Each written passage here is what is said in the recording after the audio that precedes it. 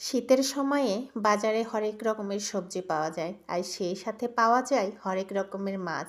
কারণ শীতের সময় খাল বিল নদীর পানি অনেকটাই শুকিয়ে যায় আর সেই সাথে শুকিয়ে যায় গ্রাম অঞ্চলের বিল অথবা পুকুর। আর ধরা পড়ে হরেক রকমের মাছ। তো আজকে বন্ধুরা বাইন মাছ দিয়ে রান্না করব টক ঝোল। বাইন মাছ দিয়ে টক ঝোল কিন্তু খেতে ভীষণ ভালো লাগে। যে কোনো টক দিয়ে আলু বেগুন মিক্স করে যদি কোনো ঝোল করা হয় পাতলা, সেই তরকারিটাকেই টক ঝোল বলা হয়। আর এইভাবে টক ঝোল তরকারি খেতে কোন কোন বন্ধু পছন্দ করো জানিও কিন্তু। টক ঝোল তরকারিটা খুলনা বাগেরহাটের মানুষদের কিন্তু অনেক পছন্দের একটি তরকারি। আমি যেহেতু খুলনার মেয়ে সেই জন্য কিন্তু আমি জানি যে টক তরকারি খুলনা বাগেরহাটের মানুষদের অনেক পছন্দ। তো বন্ধুরা, আর কোন কোন অঞ্চলের মানুষ এই টক ঝোল তরকারিটা পছন্দ করো একটু জানিও।